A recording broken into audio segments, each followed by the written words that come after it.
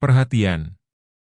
Konten ini mengandung konsep esensi ilahiyah yang membutuhkan aspek pemahaman mendalam, yang kemungkinan hanya dapat diakses dengan keterbukaan hati dan pikiran, untuk mencapai tingkat pencerahan dan kesadaran yang lebih tinggi. Assalamualaikum warahmatullahi wabarakatuh. Salam sejahtera untuk kita semua. Selamat datang bagi peserta yang baru hadir malam hari ini. Baik, Ibu dan Bapak yang dirahmati Allah, tanpa berpanjang lebar lagi, sekali lagi terima kasih atas kebersamaannya. Sangat indah setiap malam kita berbagi energi positif. Langsung saja kita menyapa guru kita, Pak Syekhul Karim. Oke, Bapak boleh di-unmute dan videonya diaktifkan. Alhamdulillahirrabbilalamin. Mangga Pak Syekhul Karim, dipersilahkan. Bismillahirrahmanirrahim. Assalamualaikum warahmatullahi wabarakatuh. Waalaikumsalam warahmatullahi wabarakatuh. Segala puji milik Allah. Dialah sang kehadiran, kecerdasan semesta tanpa batas, yang tidak pernah berhenti berkarya dengan segala kreativitas dan kecerdasan untuk menunjukkan eksistensi dirinya. Karena seluruh penciptaan yang beliau lakukan cuma satu tujuan, karena beliau ingin dikenal. Dalam sebuah diskusi, beliau berfirman, "Aku adalah suatu perbendaharaan yang tersembunyi. Aku ingin agar aku ini dikenali. Maka aku ciptakan ciptaan, agar dengan ciptaan itu manusia dapat mengenali aku. Agar dengan ciptaan itu aku dikenal." Jadi sebetulnya tujuan penciptaan semesta ini karena beliau ingin dikenal. Itu sebabnya beruntung sekali para sahabat yang sudah memiliki kesadaran untuk mulai menginjakan kaki di jalan spiritual untuk memulai suatu proses pengenalan diri. Karena awal pencerahan sesungguhnya adalah mempertanyakan siapa diri kita. Mereka yang mempertanyakan siapa dirinya, maka jangan heran kalau di dalam perjalanan kehidupannya akan mulai dipertemukan dengan tangan-tangan Allah yang akan memberikan jawaban. Tangan itu bisa manusia, bisa juga peristiwa. Karena semua yang terjadi adalah kehadiran. Setelah mempertanyakan siapa dirinya, kemudian mulai dialiri jawaban-jawaban yang dibutuhkan untuk menjawab pertanyaannya, maka akan memasuki siklus yang kedua, mulai mempertanyakan untuk apa ada di sini.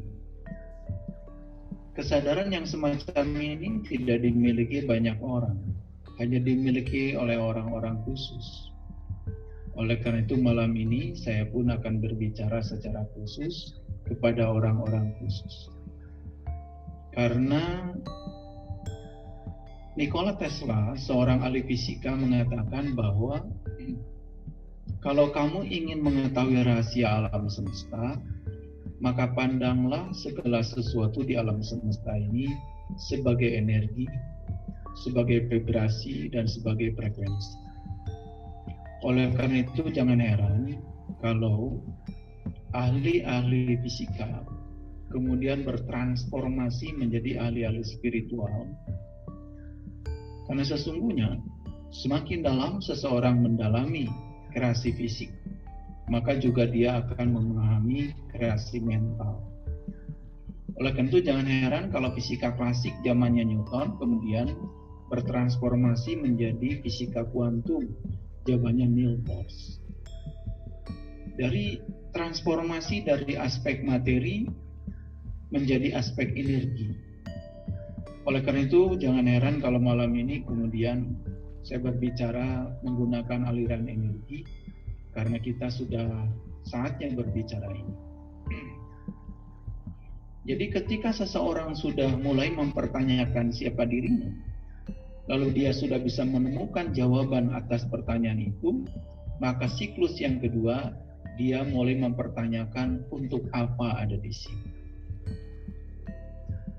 Ketika dia mulai mempertanyakan untuk apa ada di sini, maka selanjutnya dia akan menyadari bahwa sesungguhnya dia ada di sini hanya untuk menjadi kepanjangan tangan Tuhan, untuk menjadi penyampai cinta kasih-Nya. Oleh karena itu, jangan heran kalau orang di level itu, ya, basic hidupnya adalah cinta kasih. Dan kalau sudah basic hidupnya cinta kasih, apalagi cinta kasihnya sudah murni, maka cinta kasih yang semacam itu tidak ada syarat. Jadi menyayangi itu tidak mesti dibatasi oleh keyakinan, tidak dibatasi oleh baju-baju agama. Menyayangi ya menyayangi saja. Jadi sekarang ini banyak sekali orang yang mengklaim dirinya cukup spiritualis, tetapi masih mengklaim, ya, masih melakukan batasan-batasan. Cinta saja, kasih sayang saja dibatasi. Dia hanya bisa menyayangi orang yang sama dengan dia, tetapi dia tidak bisa menyayangi yang berbeda. Kadang-kadang cuman urusan keyakinan saja bisa menghalangi untuk proses cinta kasih itu sendiri. Nah, kalau siklus yang kedua sudah dialami, maka akan memasuki siklus yang ketiga, di mana seseorang itu akan berubah hidupnya 360 derajat. Jadi ini ekstrim sekali ya berubahnya. Jadi saya tidak suka dengan 180 derajat. Kalau 180 derajat itu kalau bikin sudut, itu hanya menyeberang dari satu titik ke titik yang lain. Padahal sebetulnya titik yang satu dengan titik yang lain itu berbeda. Oleh karena itu maka saya menggunakan filosofi berubah 360 derajat. 360 derajat itu apa artinya? Kalau kita bikin lingkaran yang sempurna, akan mengawali di satu titik dan akan berakhir di titik yang sama. Jadi sesungguhnya berubah 360 derajat itu artinya bahwa manusia kembali ke fitrah asalnya. Manusia kembali kepada rencana penciptaan Tuhan untuk dirinya.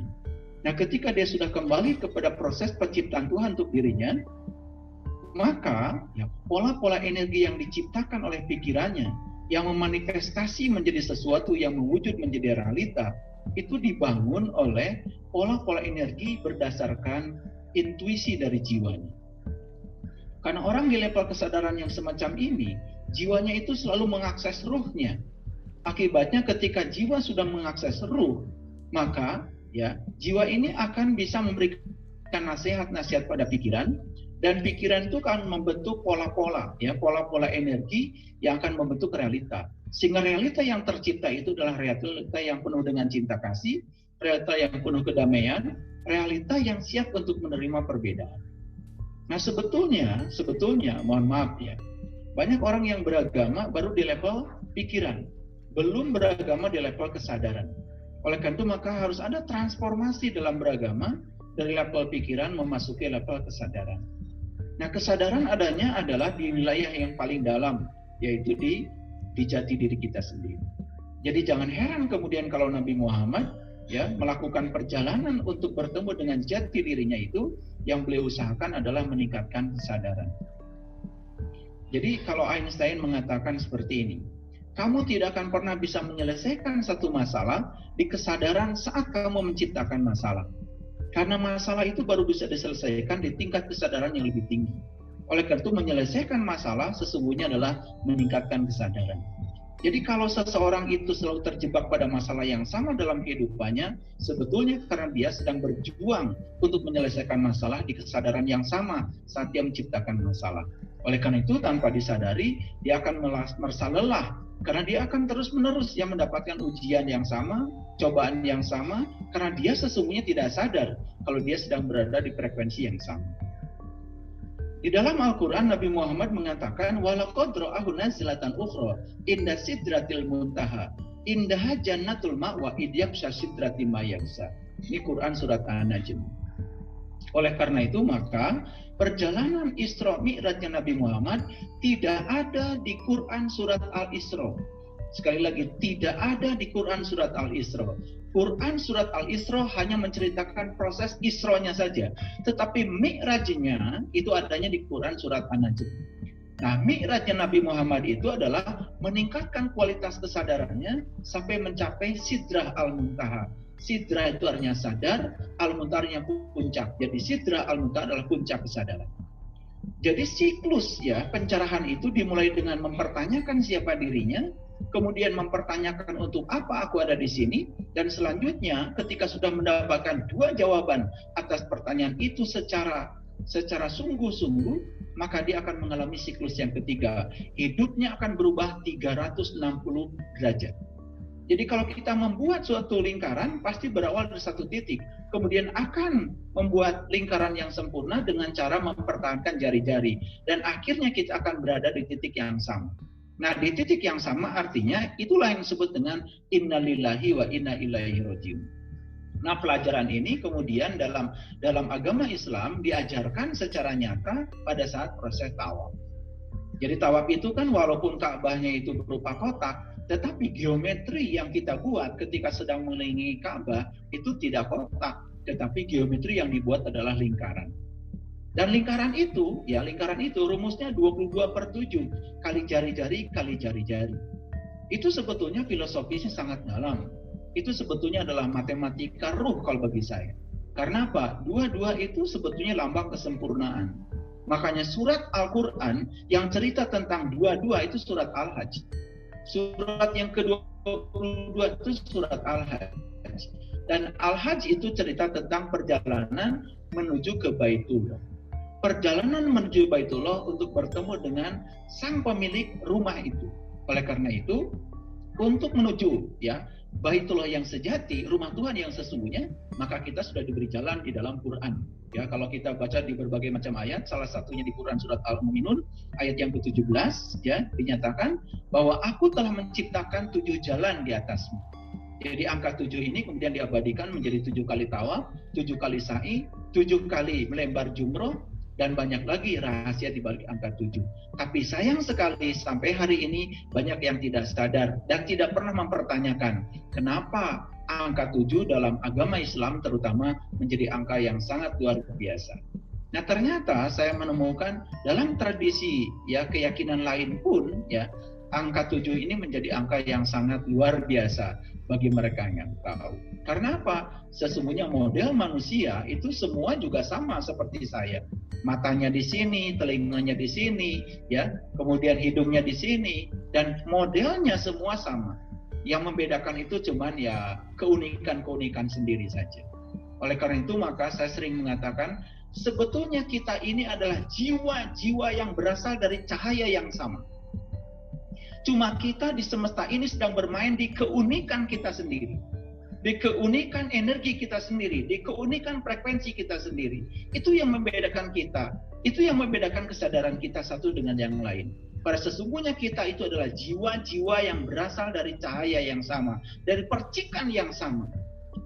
Bakat kita sebetulnya sama, cuman kemauan kita yang berbeda. Oleh karena itu maka bakat tidak pernah bisa menciptakan peluang. Yang bisa menciptakan peluang adalah saya mau. Yang bisa menciptakan peluang adalah saya bisa. Makanya saya mau dan saya bisa selalu mendorong seseorang untuk sukses. Dan itu yang akan membedakan, itu yang membuat dia hidupnya penuh dengan keajaiban dibandingkan dengan orang-orang yang selalu berpedoman saya tidak bisa. Oleh karena itu maka saya ingin mengajak kita semua yang hadir pada malam ini, sesungguhnya yang dibutuhkan oleh kita saat ini adalah saya bisa, saya mau. Dan dengan itu kita akan sukses menuju jalan spiritual kita. Dan kita akan berbeda dengan orang-orang yang berpedoman saya tidak bisa. Karena apa? Karena dari kecil kita ini selalu saja dilarang untuk mempertanyakan sesuatu. Dilarang untuk mempertanyakan sesuatu terutama yang berbaju agama. Malam ini semua akan dipertanyakan. Silahkan semua pertanyakan. Bebas bertanya. Oleh karena itu, siapa yang mengalirkan pertanyaan ke dalam dirinya, maka semesta akan mengalirkan jawaban. Nah, setelah memasuki siklus yang ketiga, di mana hidupnya sudah berubah 360 derajat, 360 derajat itu kembali ke asal, kembali ke fitrah, bahwa dia sebagai kepanjangan tangan Tuhan untuk menyampaikan cinta kasih Tuhan dalam kehidupannya, maka dia tidak merasa sebagai diri yang terpisah dari Tuhan. Oleh karena itu masuk siklus yang keempat. Maka orang yang sudah mencapai siklus yang ketiga dengan sukses, masuk siklus yang keempat. Apa itu? Menyadari bahwa sesungguhnya di semesta ini tidak ada yang kebetulan. Menyadari di semesta ini tidak ada yang kebetulan. Ketika seseorang itu menyadari itu, maka konsep penerimaannya menjadi utuh. Ketika konsep penerimaan menjadi utuh, dia tidak pernah melakukan penolakan. Apapun yang terjadi dalam kehidupannya, sesulit apapun dia tidak pernah protes. Makanya pertanyaan yang muncul tidak pernah, Tuhan kenapa ini terjadi pada diriku? Tapi pertanyaan yang muncul selalu saja, Tuhan pesan apa yang hendak Kau kirim lewat peristiwa ini kepadaku? Jadi pertanyaan pun sudah berbeda. Pertanyaan orang yang tidak sadar, Tuhan kenapa ini terjadi pada diriku? Menggugat Tuhan. Tapi orang yang sadar, Tuhan pesan apa yang hendak Engkau kirimkan kepadaku? Jadi yang ingin diterima, yang dia minta kepada Tuhan diberi kecerdasan. Dan ternyata kecerdasan tidak bisa dihasilkan lewat pendidikan akademik. Kecerdasan hanya bisa dihasilkan lewat ketenangan jiwa. Sekali lagi saya ingin mengatakan dari pengalaman saya juga sekolah ya, saya juga melakukan proses pendidikan akademik. Tapi ternyata kecerdasan yang melahirkan kebijaksanaan tidak bisa diperoleh lewat pendidikan akademik. Karena kecerdasan yang melahirkan kebijaksanaan hanya bisa didapat lewat ketenangan batin. Oleh karena itu meniti ke dalam diri menjadi suatu kebutuhan yang utama. Nah, ketika sudah menyadari bahwa tidak ada satupun yang kebetulan, konsep penerimaan sudah utuh. Berikutnya, jangan heran. Ketika seseorang sudah sampai di level itu, mungkin saja akan ditinggalkan banyak teman lama. Bahkan mungkin saja hanya punya sedikit teman baru. Tetapi teman baru ini memiliki hubungan yang penting. Kenapa? Kenapa begitu? Karena transformasi berpikir, transformasi cara memandang, transformasi kedewasaan, itu membuat lingkungan yang tadinya nyatu dengan kita tidak nyaman. Mohon maaf. Kita berada di rombongan orang-orang yang, mohon maaf, biasa membicarakan orang. Begitu transformasi ini terjadi, dan kita tidak nyaman ketika ada lingkungan sedang membicarakan keburukan orang lain. Dan jangan heran ketika saat itu kita kemudian mengasingkan diri dari lingkungan seperti itu, dan kita akan dijauhi oleh teman lama. Oleh karena itu jangan heran kalau kemudian ketika kita memasuki dimensi spiritual yang semacam itu, teman lama meninggalkan kita, dan yang ada adalah teman baru yang sedikit, tetapi memiliki hubungan yang sangat penting. Makanya di dalam Al-Quran dikatakan, Fa'asbahtum bini'matihi ikhwana. Aku akan ikat kamu ya menjadi sahabat dengan kenikmatan. Nah, kenikmatan ini sesungguhnya sudah saya uraikan pada pertemuan yang sebelumnya adalah kenikmatan itu adalah proses penyatuan dengan Tuhan. Jadi kata nikmat dalam Al-Quran itu sesungguhnya tidak ada kaitan dengan makanan, tidak ada kaitan dengan harta, tidak ada kaitan dengan status sosial. Kenikmatan dalam Al-Quran sesungguhnya adalah sesuatu yang diberikan kepada para nabi, para siddiqin, para syuhada, para solihin, yaitu kenikmatan yang paling besar, yaitu adalah Tuhan itu sendiri. Makanya ada kata-kata dalam Al-Quran, la in syakartum la azidannakum wa la in kafartum inna adzabi lasad. Mohon maaf kalau saya banyak sekali menggunakan tradisi Al-Quran ya, dan saya masih hati-hati karena saya juga belum tahu sepenuhnya pendengar di ruang publik ini ya seperti apa. Tetapi kalau yang ingin belajar tentang kitab-kitab yang lain selain Al-Quran, mungkin bisa secara langsung datang ke tempat saya. Karena apa? Sesungguhnya nanti kalau sudah belajar di spiritual itu cuma satu. Agama yang banyak, tapi spiritual itu cuma satu. Ya, kalau spiritual itu cuma satu, maka kebenaran juga cuma satu. Lalu bahasanya saja yang berbeda. Sebetulnya semua kitab itu cerita hal yang sama, ya, cuman menggunakan bahasa yang berbeda. Karena receivernya aja yang berbeda, penangkapnya yang berbeda. Karena penangkapnya menggunakan bahasa yang berbeda, lalu apa yang ditangkap kemudian dikomunikasikan dalam bahasa yang berbeda, itu menjadi sesuatu yang harap dimaklumi. Ya. Tapi esensinya sama, esensinya adalah energi. Oleh karena itu ada seorang ahli fisika yang sangat terkenal, namanya itu sebentar, namanya itu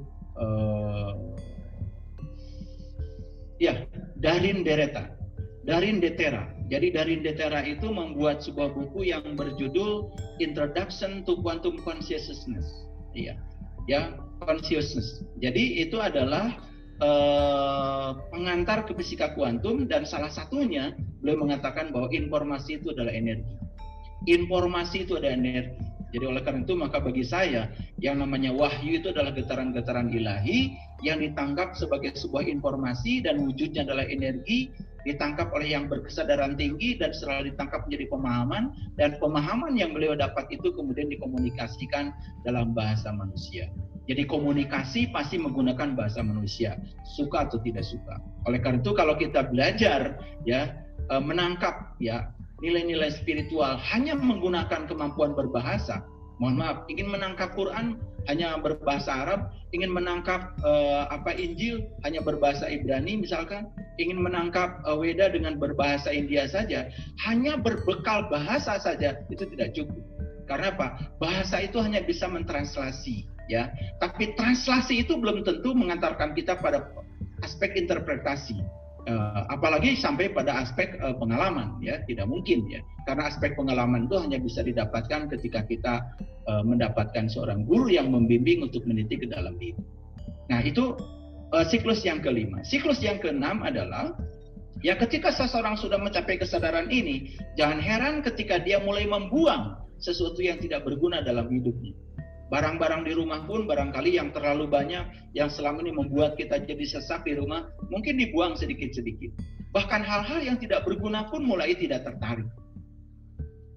Nah, siklus yang berikutnya adalah dasar kehidupannya adalah cinta kasih. Makanya orang yang semacam ini, ada badai semacam apapun selalu jadi pemenang. Kenapa? Karena sudah tenang. Semua hal yang dimulai dengan rasa marah, pasti akan berakhir dengan rasa malu. Orang yang di tingkatan ini sudah tidak ada kemarahan. Karena apa? Ya, basic hidupnya sudah cinta kasih di level yang ke-7. Begitu basic hidupnya sudah cinta kasih, maka ketika ada badai sebesar apapun, dia akan selalu menjadi pemenang. Yang dibutuhkan oleh kita untuk memasuki siklus itu apa? Yang dibutuhkan oleh kita adalah transformasi kesadaran. Jadi kalau kita dulu menganggap agama itu contoh yang sederhana saja, agama itu tidak boleh mempertanyakan sesuatu, maka dalam transformasi kesadaran baru, agama itu justru harus mempertanyakan. Karena kalau agama itu tidak mempertanyakan, lalu bagaimana kita bisa menumbuhkan keyakinan? Dulu agama mencari kita untuk percaya, sekarang kita harus mencari sesuatu yang bisa kita percaya. Sekali lagi, dulu agama mencari kita untuk percaya, tapi sekarang kita harus mencari sesuatu untuk kita percaya. Mohon maaf. Selama ini kan kita percaya ini, percaya itu, percaya ini, percaya itu. Semua yang kita percaya itu sebetulnya kita pun belum mengalami. Semua yang kita percaya itu kita pun belum menyaksikan. Bagaimana kita bisa mempercayai sesuatu yang kita sendiri tidak mengalami? Sementara para leluhur kita mengatakan malam yazuk lam ya'rif, yang tidak mengalami tidak akan paham. Jadi pemahaman yang sesungguhnya harus lahir dari suatu pengalaman. Nah, oleh karena itu, bagaimana menjadikan agama yang mati menjadi agama yang hidup? Nah, oleh karena itu maka ada seorang ahli fisika bernama Einstein, ya, membuat rumus E sama dengan mc kuadrat. Jadi M itu materi. Nah, dalam konteks yang lebih jauh, kalau berbicara tentang materi itu sifatnya statis. Materi itu dingin, materi itu kaku. Makanya kemudian Einstein mengatakan E sama dengan mc kuadrat. Rubah materi itu menjadi energi dengan apa? Menghadirkan C kuadrat. C kuadrat itu dalam bahasa fisika adalah kecepatan cahaya dikuadratkan. Tapi dalam bahasa spiritual, C kuadrat itu kalau bagi saya adalah cahaya ilahi. Nur ala nur, bukan cahaya biasa, cahaya di atas cahaya, nurun kokon nur gitu. Ya.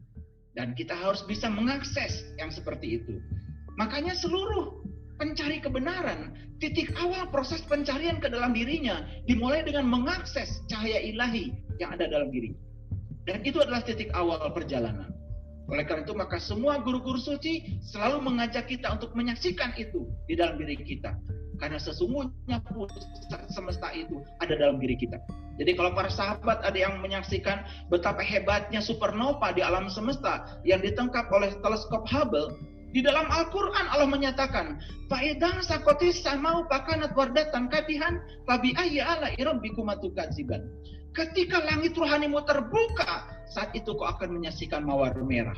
Mawar merah kemudian disebut oleh ahli-ahli fisika supernova. Supernova itu ada dalam diri kita. Supernova itu bisa disaksikan oleh kita kapan saja, di mana saja. Bagi mereka yang mau.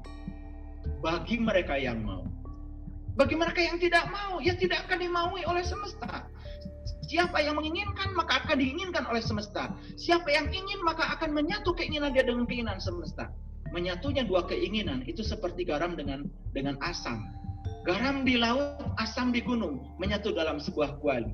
Sama seperti kita. Kalau kita yakin bahwa sebetulnya pertemuan kita malam ini walaupun secara virtual, tapi sesungguhnya pertemuan ini adalah pertemuan yang dikehendaki oleh semesta. Dan semua orang-orang yang dihadirkan di pertemuan ini adalah orang-orang yang memiliki vibrasi, frekuensi, dan energi yang sama. Karena yang tidak memiliki vibrasi, tidak memiliki frekuensi, tidak akan ada resonansi. Ya, tidak mudah untuk masuk di grup ini, ya. Tidak mudah untuk masuk dalam dialog positif seperti ini. Ya, ini namanya juga dialog positif. Jadi dialog positif adalah untuk melahirkan, ya, sesuatu yang hebat pada diri kita. Karena ketika kita mengalirkan yang positif pada diri kita, itu hukum menarik. Itu namanya the law of spiritual attraction. Dan hukum tarik menarik itu siapa yang sudah positif di dalam, maka semesta di luar akan datang juga yang positif pada kita. Dan kita menariknya. Dan siapa yang negatif di dalam, yang akan datang pada kita pun yang negatif. Mohon maaf, orang-orang yang negatif, yang pikirannya negatif, yang kata-katanya negatif, yang tindakannya negatif. Oleh karena itu maka pola-pola energi yang diciptakan oleh otak kita itu yang akan menarik. Oleh karena itu jangan heran kalau kemudian, ya, nanti suatu saat kalau di pendalaman malam ini ada yang bertanya tentang pola-pola energi yang dibentuk oleh otak kita, nanti saya akan jelaskan lebih lanjut.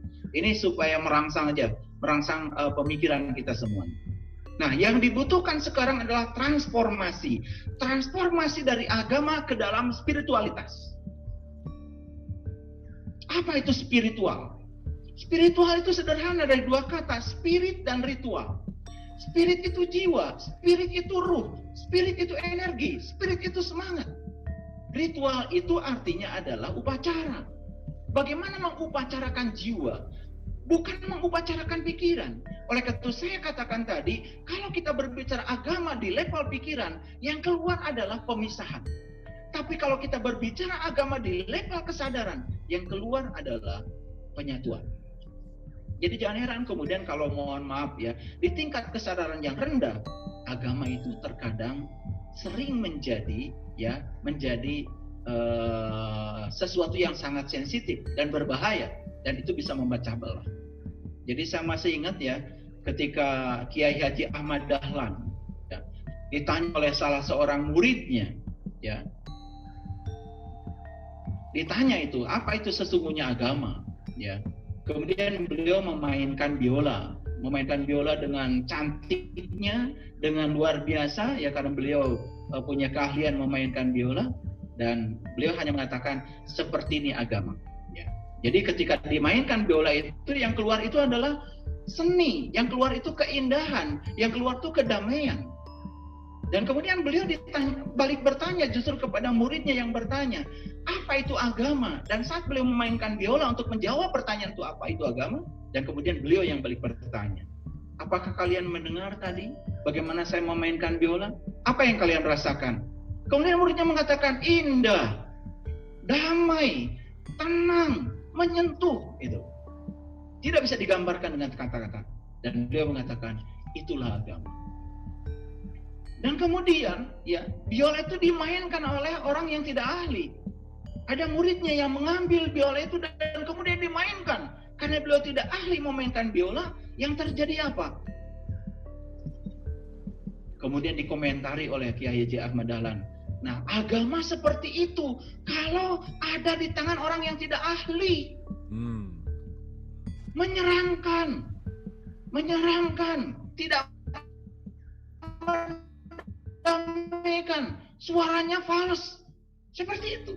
Makanya yang dibutuhkan sekarang di semesta ini adalah orang-orang yang memiliki kesadaran yang sudah bisa mentransformasi agama menjadi spiritualitas. Makanya spiritual itu dari dua kata, spirit dan ritual. Bagaimana mengupacara,kan jiwa, bukan bagaimana mengupacara,kan fisik kita, bagaimana mengupacara,kan pikiran kita. Makanya saya tempo hari tiba-tiba ingin menulis karena ada yang bertanya pada saya, ya. Tulisan saya kira-kira seperti ini, ya. Rumah kita dan masjid, mohon maaf ya, kan sebetulnya dibangun dari bahan yang sama, tembok yang sama, batu yang sama, besi yang sama, semen yang sama, kaca yang sama, dari toko material yang sama. Tapi kemudian kita sendiri yang membedakan namanya setelah jadi. Yang ini diberi nama rumah, yang ini diberi nama masjid. Yang bikin itu kan bukan Allah. Yang membedakan nama itu bukan Tuhan. Yang memberi nama kita. Kemudian yang satu disucikan, yang satu tidak disucikan. Yang menyucikan bukan Tuhan. Yang menyucikan kita sendiri. Makanya di rumah tidak pernah menemukan tulisan bata suci. Di masjid ada bata suci. Yang menyucikan kita. Jadi kita tuh kadang-kadang aneh sendiri. Ya, kita yang membuat, kita sendiri yang kemudian ribut sendiri. Ya, ketika kemudian kita oleh corona dilarang sementara waktu pergi ke masjid dalam rangka social distancing, kemudian ribut, ya. Kan itu. Lalu ketika dipisahkan safnya, kemudian ribut juga. Bagaimana katanya kalau safnya jadi longgar, setan jadi masuk katanya di barisan kita. Lah, setan itu kan masuknya bukan di ruang fisik kita. Setan itu di ruang batin kita. Yang harus diluruskan saf itu antara kita dengan Tuhan. Bagaimana Anda bisa meluruskan saf Anda kalau ingatan Anda tidak lurus kepada Tuhan? Anda belum kenal siapa yang Anda sembah. Selama Anda belum kenal siapa yang Anda sembah, Anda terus-menerus akan digoda oleh setan yang ada pada diri Anda. Yaitu apa? Pikiran Anda sendiri. Makanya setan itu di Quran digambarkan allati yuwaswisu fi sudurin nas. Dia itu membisik. Kalau membisik itu tidak berteriak. Dari jarak yang dekat tidak terdengar suaranya. Tidak ada di Quran mengatakan setan itu berteriak. Tidak ada. Yang ada itu yuwaswisu, berbisik. Kalau berbisik itu berarti jarak kita dengan setan, ya dekat sekali. Jadi saf itu bukan antara tubuh kita dengan tubuh teman kita. Saf itu antara pikiran kita, batin kita dengan Tuhan. Antara jiwa kita dengan roh. Antara diri kita yang ditiupkan ke dalam diri kita dengan Dia yang meniupkan kita. Itu yang dimaksud dengan saf. Dan itu saf itu harus rapat. Dan sekarang ya, ketika digoda oleh corona, kemudian saf kita menjadi sangat renggang, jaraknya 1,5 sampai 1 meter. Terus apa yang kita lakukan? Apakah berbeda kemudian sholat kita? Waktu safnya rapat dengan safnya renggang? Ya sama aja, tetap aja pikiran jalan kemana-mana. Kita nggak kenal yang disembah itu siapa. Ini masalah transformasi sekali lagi. Transformasi dari agama ke dalam spirituality. Agama sebagai materi. Sekarang kita transformasi agama menjadi energi. Agama ketika sebagai materi statis, dingin, kaku. Dan ketika agama sebagai energi menjadi proses. Panas, mengalir, ada kehangatan. Coba perhatikan. Sungai saja kalau hangat mengalir. Tapi pergilah ke sana, ke Iceland. Ya, pergilah ke kutub utara. Di sana sungai tidak mengalir. Kenapa? Dingin. Dan ketika dingin tidak mengalir. Begitu suhunya dingin tidak mengalir. Makanya kenapa lalu di Quran dikatakan Rabbul Masyriqain wa Rabbul Maghribain. Di luar sana untuk mengalirkan kita. Makanya kita ini sekarang harus menghadirkan 2 matahari. Satu matahari untuk proses fotosintesa jasmani kita. Satu lagi matahari untuk proses fotosintesa rohani kita. Makanya selama kita tidak menghadirkan matahari rohani di dalam, maka selama itu pula yang ada cuma kebekuan. Makanya kita itu sibuk ya melakukan ritual agama. tetapi sebetulnya kita tidak pernah mengubah kesadaran kita. Lalu agama yang penuh dengan ancaman rubah sekarang menjadi agama yang penuh dengan kedamaian. Lalu Tuhan yang dipersepsi oleh kita sebagai Tuhan yang selalu menghukum, mengazab, tidak ada, itu bohong semua. Itu mitos semuanya. Tuhan Maha Pengasih, Tuhan Maha Penyayang. Tidak ada hukuman dalam kehidupan ini, yang ada adalah pembelajaran. Ketika seseorang melakukan kesalahan, diajarkan oleh semesta untuk menanggung risiko dari sebuah kesalahan. Dan ketika dia mengalami risiko dari sebuah kesalahan, dia akan bertransformasi. Gak enak ya berpikir seperti ini, gak enak ya bertindak seperti ini. Dan ternyata kesalahan yang dia dapatkan itu menjadi pengalaman hidup yang membuat dia berubah. Makanya jangan heran kalau kesalahan itu adalah ibunya kebaikan. Karena kadang-kadang ya, yang melahirkan kebaikan itu adalah keburukan. Yang melahirkan kebenaran itu kesalahan. Makanya berhenti mempertentangkan kesalahan dengan dengan kebaikan, dengan kebenaran. Mempertentangkan keburukan dengan kebaikan. Karena semua itu bermitra. Mempertentangkan cahaya dengan kegelapan. Semua itu bermitra. Semuanya bermitra. Hanya proses saja. Hanya proses saja. Makanya ketika agama dipandang sebagai energi, yang ada cuma proses. Ketika agama dipandang sebagai materi, yang ada cuma ritual-ritual mati. Dan kita pun tidak pernah mau mempertanyakan kenapa begitu. Akibatnya apa? Kita sudah lelah selama ini sujud. Ya, mohon maaf, cuma dapat item aja di sini. Orang malah jadi serem. Kata-kata kita tidak mendamaikan. Makanya mohon maaf ya, ada tempo hari yang WA saya secara pribadi, mohon maaf, mungkin malam ini mendengarkan, jadi saya kupas saja malam ini. Mohon maaf Pak Saiful, saya tidak mengucapkan Assalamualaikum. Saya menggunakan bahasa asli, bahasa Nusantara. Oke, saya juga tidak alergi dengan begitu. Saya senang gitu. Tetapi jangan kemudian kita membuat ego yang baru, karena punya bahasa Nusantara, tapi sebetulnya kita sendiri tidak mengerti. Assalamualaikum, rahayu, salam, salam. Intinya apa? Intinya adalah komitmen buat diri kita bahwa sesungguhnya kita ini menjadi sumber kedamaian bagi siapapun. Kemanapun saya pergi, maka orang merasa aman dengan saya. Kemanapun saya pergi, orang merasa nyaman dengan saya. Kemanapun saya pergi, orang merasa tentram dengan saya. Kemanapun saya pergi, orang merasa berkecukupan ketemu dengan saya. Kemanapun saya pergi, orang merasa sejahtera bertemu dengan saya. Jadi pada intinya sebetulnya kata-kata itu nanti kita lupakan semua. Dilupakan semua. Yang ada tuh energi lagi. Kehadiran kita ditunggu oleh banyak orang. Kepergian kita disesali banyak orang. Itu walaupun tidak mengucapkan salam, salam kebajikan, walaupun kata-kata itu tidak ada, tapi energi sudah memancar dari diri kita. Itulah Assalamualaikum, itulah rahayu. Bukan sekedar klaim bahasa lagi. Silahkan ya, saya senang sekali. Ada yang mau pakai salam, mau Assalamualaikum, pakai rahayu, silahkan apa saja. Tapi jangan kemudian kita membuat ego-ego baru. Sementara kita pun tidak mengerti esensinya. Sebetulnya semua kata-kata itu untuk dilampaui. Akhirnya yang akan muncul adalah energi. Makanya bagaimana supaya saya datang ke suatu tempat orang nyaman? Bagaimana saya datang ke suatu tempat orang merasa tentram? Bagaimana datang ke suatu tempat orang yang kekurangan merasa sejahtera? Bagaimana saya datang ke suatu tempat itu? Yang dibutuhkan sekali lagi adalah energi. Energi sekali lagi. Ya, bukan sekedar kata-kata. Oke, nggak masalah itu. Jadi silakanlah. Ya memang kesadaran kita kan sedang berproses. Bagusnya sekarang kita sudah beragama dalam konteks energi, mengalir, berproses, hidup.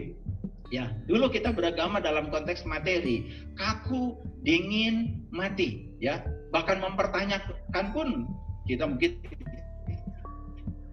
tidak pernah berani ya. Kenapa ya? Yang tentu ada yang bertanya, mungkin dianggap pertanyaan yang berbahaya kan itu ya, karena dari kecil memang kita dilarang bertanya. Dan saya curiga yang melarang bertanya itu jangan-jangan orang-orang yang tidak siap menjawab sebetulnya. Makanya Quran jangan dipertanyakan, yakini saja. Kan begitu. Nah, jangan-jangan orang yang membuat larangan-larangan semacam itu karena dia tidak siap sebetulnya untuk ditanya. Ya, seperti itu. Ya, kita lanjutkan. Ya, jadi kalau kita dulu menganggap agama itu dikit-dikit dosa, dikit-dikit kesalahan, dikit-dikit dosa, dikit-dikit kesalahan, di kesadaran yang rendah. Sekarang transformasi. Bagaimana agama itu mengajarkan belajar dari kesalahan. Bukan mengajarkan dikit-dikit dosa, dikit-dikit kesalahan, tapi bagaimana mengajarkan ya proses pembelajaran dari suatu kesalahan. Itu yang penting. Ya. Para sahabatku yang dirahmati oleh Allah. Jadi jangan lupa bahwa sebetulnya dulu di kesadaran rendah agama juga membuat kita semakin ego. Padahal sebenarnya tujuan agama itu melampaui ego. Nah, bagaimana agama itu bisa melampaui ego? Kalau kita tidak menjadikan agama sebagai energi, kalau agama hanya sebagai materi. Agama hanya mengajarkan kepada kita hidup di masa lalu dan hidup di masa depan. Lalu banyak sekali, mohon maaf, orang yang kehilangan kesempatan untuk hidup hari ini. Kalau cerita surat Al-Kahfi, oh itu dulu pemuda masuk ke dalam gua, itu dulu, ya gitu. Ya.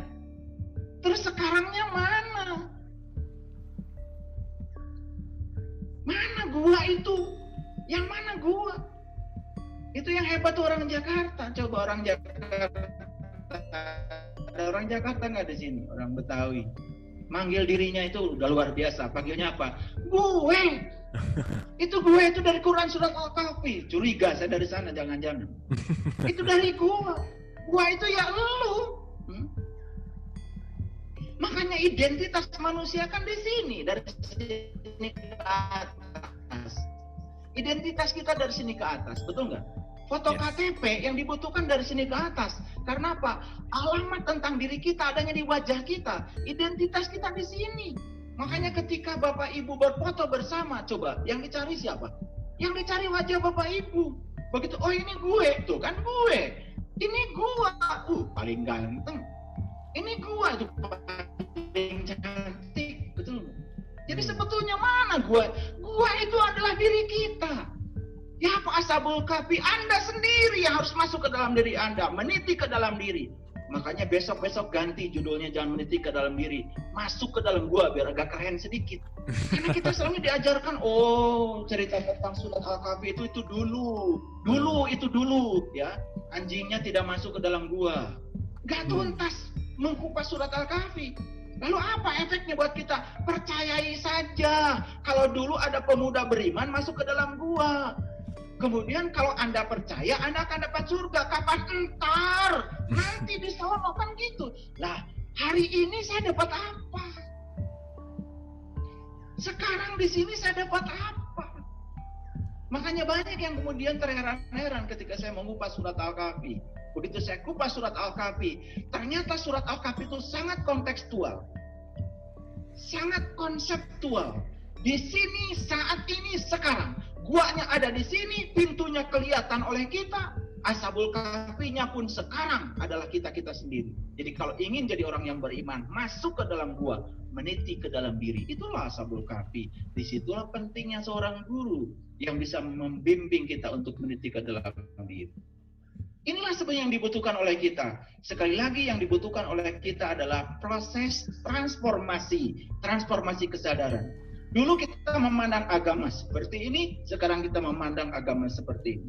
Mohon maaf ya, mohon dibukakan Kang Abu, ya. Quran surat Hud ya, surat Hud ya, surat yang ke-11 ya. Ayat 106. Oh, okay. 106. Enggak.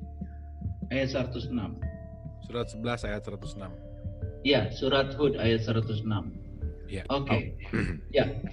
Silakan dibacakan. Auzubillahi minasyaitonirrajim. Bismillahirrahmanirrahim. Adapun orang-orang yang celaka, fa'ammalazina, di sini ada kata-kata syaku fa finna rilahum fiha zafirun wasyahik. Adapun orang-orang yang celaka, maka tempatnya di dalam neraka. Dan di dalamnya mereka mengeluarkan dan menarik nafas dengan merintih. Oke, baik ya. Jadi itu ayat sangat keren kalau bagi saya. Bagi yang sadar itu ayat keren sekali. Tapi bagi yang tidak sadar ya nggak keren-keren. Jadi di situ dikatakan Fa amal ladzina syaku fa finnar lahum fiha zafirun wa sahikun. Adapun orang-orang yang celaka, maka tempatnya adalah dalam neraka. Di dalam neraka itu mereka menarik dan mengeluarkan napas. Oke, tolong jawab pertanyaan saya. Nggak usah jauh-jauh belajarnya. Hadir di sini saat ini sekarang. Hadir di sini saat ini sekarang. Karena selama ini kalau berbicara neraka itu ntar katanya di sana. Ya, sampai kita hari ini tidak pernah melihat itu neraka. Padahal sedekat itu neraka. Perhatikan saya. Sesungguhnya ya, adapun orang-orang yang celaka tempatnya di dalam neraka. Di dalam neraka itu mereka mengeluarkan dan menarik napas. Saya tanya para hadirin sekalian yang hadir malam ini, di mana Bapak Ibu sekarang tinggal? Di sini bukan? Ya. Betul? Di sini bukan? Ya. Coba tangannya kesinikan ke hidung, rasakan. Ada masuk nggak udara dingin? Ada yang keluar nggak udara hangat? Coba, ada udara dingin masuk, udara hangat keluar, ada nggak? Ada nggak? Ya. Terasa? Jadi sebetulnya kapan kita itu memasukkan dan mengeluarkan napas? Kapan? Sekarang. Bukannya sekarang. Di sini, saat ini masih hidup. Jadi Quran mengatakan neraka itu tempat di mana kamu masih bernapas. Ayo, tunjuk mana neraka kalau begitu menurut ayat ini. Ayat ini mengatakan neraka itu tempat di mana kamu masih menarik dan mengeluarkan napas. Jadi kalau begitu mana neraka? Ini neraka. Oke, lanjutkan silakan Bu. Ayat 107. Oke, 107-nya ya. Sebentar. Wah, seru nih ya. Betul ya. Waduh, keren. 107. Mereka kekal di dalamnya selama ada langit dan bumi, kecuali jika Tuhanmu menghendaki. Terus? Sesungguhnya Tuhanmu maha pelaksana terhadap apa yang Dia kehendaki. Jadi ayat 107 mengatakan langit dan bumi pun masih ada. Jadi neraka itu tadi adalah tempat di mana kamu masih mengeluarkan dan menarik napas. Bahkan langit dan bumi pun masih ada. Kan selama ini kita diajarkan katanya neraka itu nanti setelah langit dan bumi dihancurkan. Kan begitu. Baru ada neraka. Kan itu. Itu masih tender. Neraka itu sudah ada. Ketika langit dan bumi sudah ada. Sekarang lanjutkan ayat 108-nya. Oke, 108-nya. Masih tender ya Pak ya? Itu keren. Oke. Adapun orang-orang yang berbahagia, wa amalazina happy. Ke tempatnya di dalam surga. Mereka kekal di dalamnya selama ada langit dan bumi, kecuali jika Tuhanmu menghendaki sebagai karunia yang tiada putus-putusnya. Jadi ayat 106, 107, 108 cerita apa? Cerita bahwa sesungguhnya surga dan neraka itu sudah ada sekarang. Di tempat di mana kamu menarik dan mengeluarkan napas.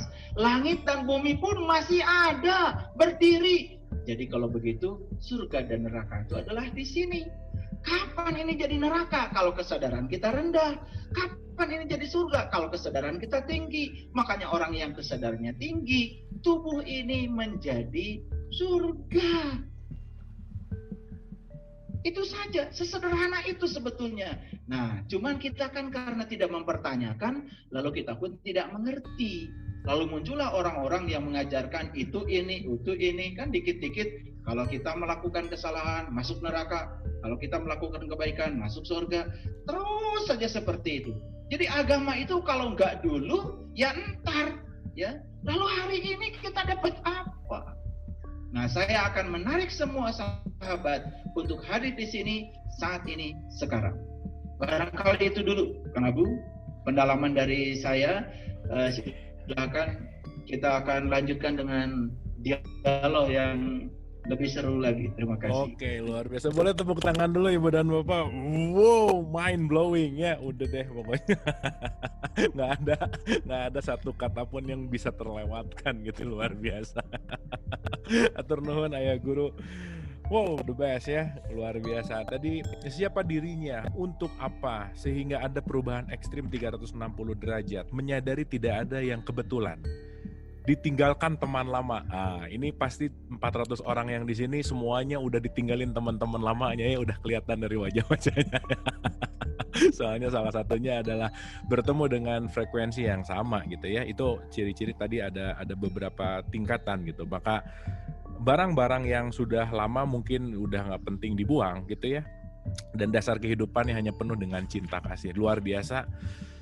Setuju sekali, dan memang begitulah seharusnya, bahwa transformasi itu sudah mulai terjadi gitu ya. Jadi ketika tadi ada berbicara antara agama dan spiritual, ada 5.000 agama di dunia ini, tapi spiritual itu tetap hanya satu. 7,8 miliar manusia di semesta ini hidup, berarti ada 7,8 miliar juga untuk cara kembali kepada Tuhannya. So, once kita menyadari bahwa perbedaan tadi adalah datang dari cinta kasih, dan yang keren tadi yang saya ambil bahwa kesalahan adalah ibunya kebaikan. Itu baru nih dengar hari ini gitu ya, bahwa kita tidak bisa melihat ini salah ini benar, karena pada dasarnya adalah dualitas atau dikotomis itu masih pada level yang rendah. So pada level yang sudah benar-benar menyatu, tunggal, manunggal, itu semuanya hanyalah keniscayaan. Luar biasa Ayah Guru Pak Syaiful Karim. Boleh tepuk tangan Ibu dan Bapak malam hari ini. Tadi juga komen-komen, ini kalau ceramah agama gini beres nih katanya semua ya. Luar biasa. Oke, Ibu dan Bapak yang dirahmati oleh Allah, sahabat Dialog Positif, tiba saatnya kita diskusi gitu. Tiba saatnya kita sekarang untuk seperti biasa raise hand. Boleh langsung untuk bertanya atau melalui chat juga boleh, karena saya rasa oke, ini ada satu pertanyaan yang udah mulai muncul gitu ya. Silakan boleh raise hand langsung kalau mau berbicara langsung sama Pak Syaiful Karim, atau melalui chatting. Oke. Chattingnya ada di sebelah kanan, jadi kalau saya lihat kanan jangan dianggap lihat jam gitu ya. Ini ada monitor di sini.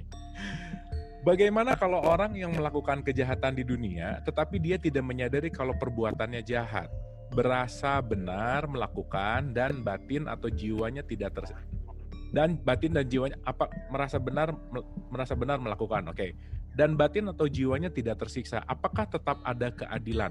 Nah, jadi intinya gini Pak Syaiful Karim, ada orang jahat tapi nggak ngerasa dia jahat, apakah batin sama jiwanya itu tersiksa? Apakah tetap ada keadilan? Mangga Pak Syaiful Karim, ini pertanyaannya oke ini, silakan. Ketika seseorang itu melakukan suatu, ya saya bolehlah, itu kan sebutan judul dari kita, sesuatu kejahatan. Itu judul dari kita ya sebetulnya. Tapi kan sebetulnya seseorang melakukan tindakan itu akibat dari ketidaksadaran. Nah, kemudian apa? Orang itu tidak merasa berbuat kejahatan karena dia tidak ya, batinnya itu sama sekali tidak terganggu gitu walaupun dia melakukan kejahatan. Inilah yang di dalam bahasa Quran yang dikatakan khatamallahu ala qulubihim wa ala sam'ihim wa ala absharihim ghishawatu wa lahum adabun. Jadi inilah orang yang sudah keras membatu ya. Jadi ini frekuensinya sudah sangat kaku ya. Ini sudah masuk ke aspek materi. Dia sudah masuk menjadi materi ya. Sudah dingin, sudah tidak ada kehangatan. Jadi kalau orang melakukan kejahatan tetapi tidak tersiksa batinnya, itu tanda bahwa sebetulnya dia ini sudah ya kelihatan saja sebetulnya orang, tetapi levelnya dia itu sebetulnya level kesadaran binatang ya. Binatang saja melakukan kejahatan pasti ada penyesalan ya. Ini kalau tidak ada rasa tersiksa batinnya, itu menurut saya itu sudah di frekuensi level yang paling rendah itu. Nah, kemudian apakah ada keadilan? Ya tentu saja keadilan ada. Karena ketika dia melakukan kejahatan, dia akan diajarkan oleh semesta untuk menanggung risiko dari suatu kejahatan. Makanya saya bilang tadi, dalam hidup tidak ada kesalahan, yang adalah pembelajaran. Jadi kalau dia mau belajar, ya mau belajar, saya yakin ya mungkin kesalahan pertama yang dilakukan, dia tidak merasa bersalah, tapi terus-menerus dia mendapatkan akibat dari kesalahan yang dilakukan. Saya percaya, batu saja sekeras apapun kalau kena air yang lembut, lama-kelamaan akan bolong juga. Maka suatu saat mungkin ya, cuman prosesnya lama. Ini kelasnya kelas reguler yang sangat lama ini. Jadi tidak bisa yang model-model kayak gini itu masuk kelas akselerasi ya, tidak bisa. Ini kelas kesadaran yang luar biasa. Ya, yang mungkin saja, mohon maaf ya, ketika dia mati pun dia harus ya terdegradasi dulu ya, masuk ke dalam tubuh-tubuh yang levelnya lebih rendah dulu untuk proses pembelajaran, dan harus naik lagi perlahan ya, menabung karma kebaikan untuk mendapatkan resonansi kebaikan. Dan suatu saat ya, semesta ini sudah maha adil, dan semua itu akan diajarkan untuk belajar merasakan dari semua yang menjadi pilihan-pilihan pola energi yang dipilih oleh pikiran. Okay. Saya kira itu. Ya. Oke, terima kasih. Jadi jangan meragukan keadilan semesta, meskipun kita anggap itu nggak adil, bahwa adil itu bukan 50-50 gitu ya. Adil itu adalah feedback dari perbuatan kita. Oke, hatur nuhun, keren banget jawabannya. Ini dari Ibu Gemala Hatta. Saat Isra Mi'raj, Nabi Muhammad diperlihatkan siksa neraka. Jadi apa maksud Ustadz itu tidak ada? Surga neraka ada di dunia sesuai dengan baik buruknya perilaku kita. Nah mungkin ini kaitan tentang surga dan neraka, ada cerita Isra Mi'raj Nabi Muhammad itu diperlihatkan siksa neraka. Mangga silakan, mohon di feedback Pak Saiful Karim. Ya, baik. Saat Isra Mi'raj, Nabi Muhammad itu Isra Mi'raj kan ketika beliau masih hidup. Dan beliau mengalami Isra Mi'raj pada saat beliau masih bernafas. Jadi cocok dengan Quran surat Hud yang tadi saya sampaikan, bahwa ya surga dan neraka itu sebetulnya bisa dirasakan sekarang pada saat kita masih memasukkan dan mengeluarkan napas. Bahkan bumi dan langit pun masih ada. Ya, saya dalam hal ini hanya bisa membicarakan surga dan neraka yang bisa dirasakan. Bahwa ada surga dan neraka nanti kemudian, ya silahkan kalau mau percaya. Saya pribadi berfokus kepada apa yang saya bisa rasakan sekarang. Saya saya dibenci sama orang. Saya kan bisa membenci orang. Dan ketika saya membenci orang, saya tidak sadar bahwa sebetulnya orang yang membenci saya itu hanya dihadirkan Tuhan untuk melunasi karma saya. Karena di kehidupan yang lalu saya mungkin saja pernah membenci orang itu, saya menciptakan karma baru yang kemudian saya akan terjebak dalam siklus ya hidup mati yang tidak pernah berakhir. Yes. Nah makanya saya sadari, oh dia dihadirkan oleh Tuhan hanya untuk melunasi utang karma saya. Stop. Dan saya akan balas dia dengan cinta kasih. Karena basically ketika kita sudah naik di kesadaran, cinta kita sudah kaya, maka kita tidak perlu dicintai. Yang ada kita mencintai. Nah. Sebetulnya ketika kita masih butuh cinta, itu karena kita defisit cinta. Energi positif kita itu masih sangat kurang. Okay. Nah ketika kita masih ingin dicintai, dihargai, ingin dianggap lebih baik dari orang lain, saya sudah tidak perlu lagi dianggap baik oleh siapapun. Karena bagi saya tidak sedang bersaing dengan siapapun untuk menjadi lebih baik. Saya sedang bersaing dengan diri saya sendiri, bagaimana hari ini saya lebih baik dari kemarin dan besok kesadaran saya meningkat dari hari ini. Itu saja bagi saya. Oleh karena itu, saya bukan menegasikan itu. Nah sekarang cerita tentang Isra Mi'raj Nabi Muhammad. Kan Nabi Muhammad itu Isra Mi'raj pada saat beliau masih hidup. Isra Mi'raj itu kalau Nabi Muhammad sudah meninggal tidak ada ceritanya sama kita. Nah lagi-lagi kita pun itu kan dapatnya cuma cerita. Saya sudah baca namanya kitab Gaiti karya Imam Al-Dardiri, ya. Itu cerita tentang Isra Mi'raj, ya. Bagaimana Isra Mi'raj itu? Ternyata di kitab Gaiti itu simboliknya banyak sekali. Nabi Muhammad itu naik buraq. Itu simbolik. Dan buraq itu digambarkan ya seperti kuda, ya, kemudian berkepala manusia, ada sayapnya. Kakinya 4, ada ekornya.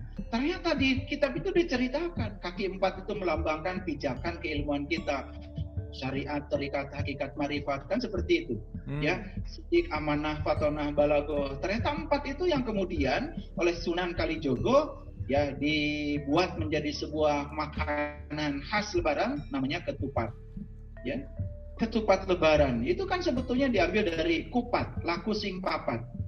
Itu kemudian yang papat itu sidik, amanah, fatonah, balago, tanah, air, api, udara, ya, af'al, sifat, asma, dan zat itu.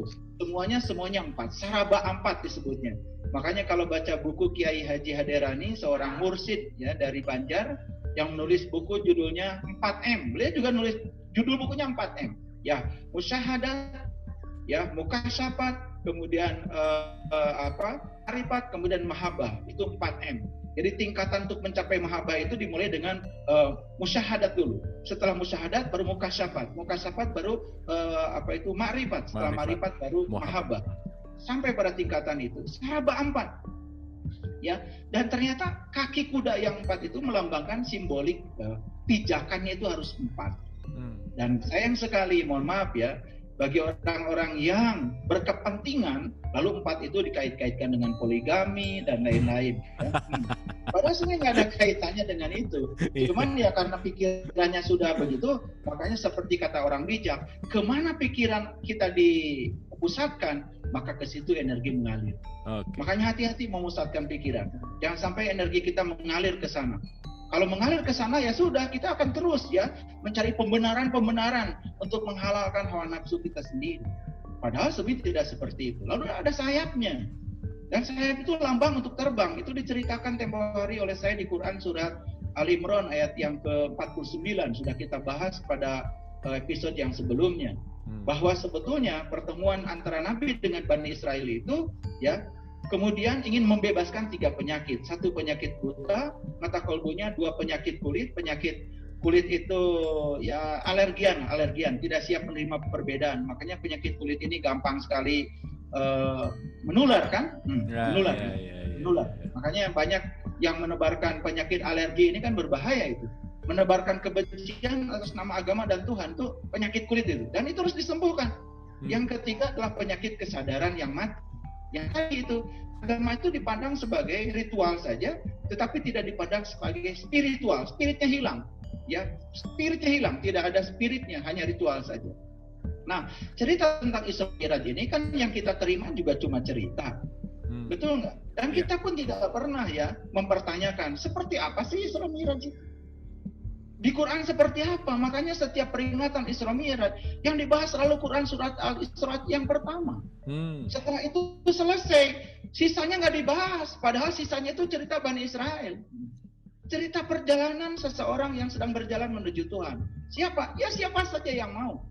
Karena setiap kita berkepentingan untuk hidup selamat. Nabi Muhammad itu menjadi contoh teladan. Lalu apa yang disaksikan oleh Nabi Muhammad tadi itu? Apakah neraka yang dimaksud itu seperti yang digambarkan banyak orang? Jangan-jangan Nabi sedang berbicara seperti Quran surat Al-Hud. Neraka itu sekarang bisa kalian saksikan dan dirasakan, kan gitu. Yeah. Jadi neraka dan surga itu kita bisa rasakan sekarang. Coba mohon maaf untuk yang bertanya tadi.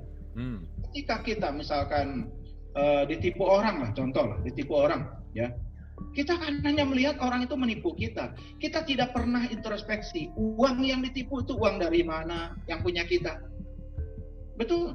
Iya. Dan kita akan terus saja memikirkan uang yang ditipu itu. Padahal yang kita miliki jauh lebih banyak. Karena kita berfokus ke situ tadi, mengalihkan pikiran ke situ, energi kita mengalir ke situ. Seakan-akan kita kehilangan segalanya. Seakan-akan kita kiamat. Bukankah kita sedang menyiksa diri kita sendiri? Tapi coba dengan kecerdasan, dengan kesadaran, oh jangan-jangan saya di kehidupan yang lalu mungkin saya pernah menipu orang, dan sekarang saya sedang dilunasi oleh Tuhan. Ya udah, itu nggak saya pikirkan. Karena apa? Rezeki yang diberikan Allah kepada saya jauh daripada yang diambil oleh orang itu. Kita belajar menghibur diri kita sendiri dan menciptakan kedamaian dan ketenangan, bukankah itu surga? Dan Nabi Muhammad sedang mengajarkan kepada kita untuk melihat surga dan neraka di sini, saat ini, sekarang, yang bisa langsung kita rasakan. Dan itu bisa kita percayai. Oke, luar biasa. Top, mantap. Kasih Pak Saiful Karim. Kita langsung ke penanya langsung, Bapak Sulhan Askandar. Silakan Bapak untuk di-unmute. Ya, selamat malam. Selamat malam. Silakan Bapak. eh, yang saya mau pertanyakan ya, kalau kita dengar ceramah-ceramah agama Islam ya, banyak sekali itu bicara mengenai dikotomi antara dunia dan akhirat ya. Oke. Padahal akhirat itu sebenarnya kan kelanjutan daripada dunia. Kalau tidak ada dunia, maka kan tidak mungkin ada akhirat, ya. Dan kadang-kadang itu seringkali dikatakan bahwa akhirat itu segala-galanya gitu, ya. Dan kalau kita bisa berbuat baik di dunia, maka di akhirat itu yang semua saya rasa kita tidak tahu, itu insya Allah kita akan bagus ya. Apa itu ada kaitannya dengan salah satu ayat di dalam surat A'la ya, yang mengatakan bahwa bal tu'sirunal hayatid dunya wal akhiratu khairu wa abqa. Yang kira-kira bahwa akhirat itu lebih kekal daripada dunia begitu. Bagaimana penjelasannya, Bapak? Terima kasih. Wah, ini keren banget pertanyaannya. Terima kasih Pak Zulhan. Wah, bagus. Pertanyaannya bagus banget. Mangga Pak Saiful Karim bisa langsung direspon. Baik, Pak Zulhan mempertanyakan tentang dikotomi antara dunia dan akhirat.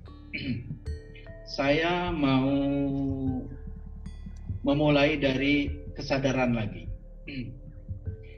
Bagi orang yang kesadaran rendah, agama itu seakan-akan meninggalkan dunia untuk mengikuti Tuhan. Tapi bagi orang yang kesadarannya tinggi, yang sudah sadar, sebetulnya kita ini tinggal dalam Tuhan tanpa meninggalkan dunia. Kenapa begitu? Sekali lagi ya, saya ulang kata-kata saya. Bagi orang yang kesadarannya rendah, seakan-akan beragama itu meninggalkan dunia untuk melayani Tuhan. Bagi orang yang kesadarannya tinggi, sebetulnya ya kita itu tetap tinggal dalam Tuhan untuk melakukan tugas-tugas duniawi. Bukankah kita ini adalah makhluk spiritual aslinya itu? Kita ini bukan makhluk fisik. Bukan makhluk fisik yang sedang mencari spiritual, tapi makhluk spiritual yang sedang dikaryakan di semesta ini. Maka kita dikasih baju yang namanya tubuh. Tubuh ini kendaraan yang disediakan Tuhan buat kita berkarya di sini. Kita bukan diutus ke akhirat, kita diutus ke dunia. Kalau kita diutus ke dunia, berarti kita untuk menjalankan peran dunia.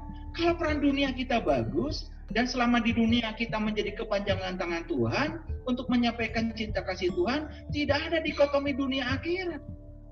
Dikotomi itu hanya untuk orang yang kesadaran rendah. Yang seakan-akan kan begini, kita bagiannya bukan di sini.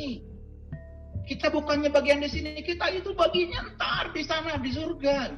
Lah bagaimana kita mendapatkan akhirat yang surga itu kalau kita sekarang tinggal di neraka? Mohon maaf kalau saya menyitir dari tradisi agama lain, ada yang mengatakan tidak akan bisa masuk surga kecuali mereka yang sudah turun dari surga. Jadi kita akan masuk surga yang di sana kalau kita sudah turun dari surga. Nah sekarang apa itu akhirat? Kalau kita lihat etimologinya, akhirat itu kan artinya terminal terakhir. Pak Zulhan, akhirat itu terminal terakhir. Kan akhir itu pakai tak marbutoh, itu kata benda. Akhirat itu terminal terakhir. Nah terminal terakhir itu apa? Surga, neraka, atau Tuhan? Bukannya kita ini sering mengucapkan innalillahi wa inna ilaihi rajiun. Kita asal dari Allah dan kita akan balik ke Allah. Kalau kita ini asalnya dari Allah, berarti terminal terakhir kita adalah terminal awal kita. Siapa itu? Ya Allah.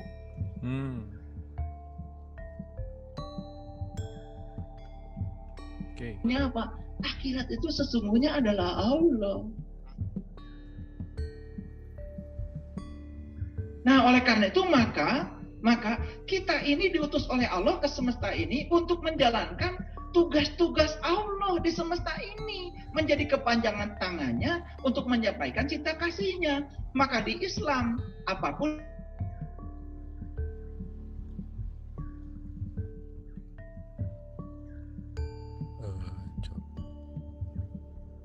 menjadi kepanjangan tangan Tuhan. peran Anda di dunia apa? Jadi tentara itu adalah bismillah. Jadi polisi, ya bismillah. Selama Anda sadar kalau Anda sedang menjadi kepanjangan tangan Tuhan.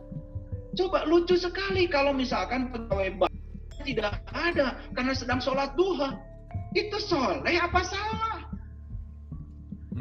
Kemudian ditinggalkan semua orang sedang antri, perlu layanan perbankan. Dan kemudian orangnya sholat duha. Sholat duhanya sampai jam 12.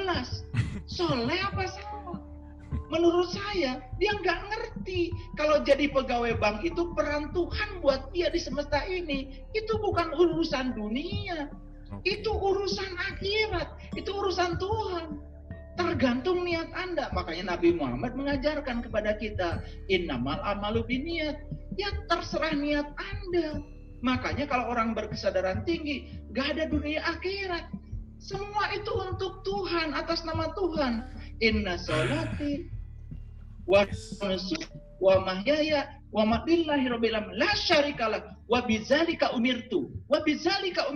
Aku tidak akan pernah menolak perintahmu karena saya menjadi dosen, saya menjadi guru, saya menjadi pedagang, saya menjadi apa saja di semesta ini karena saya sedang dipakai oleh Dia untuk menyampaikan cinta kasih Dia. Kalau itu yang dipakai, gak ada lagi dikotomi.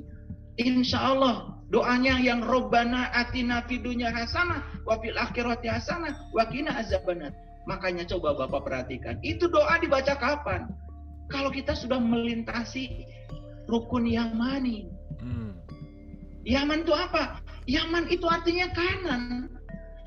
Kalau kita sudah belok kanan, makanya jalan menuju Tuhan itu sebetulnya sederhana. Belok kanan lurus saja.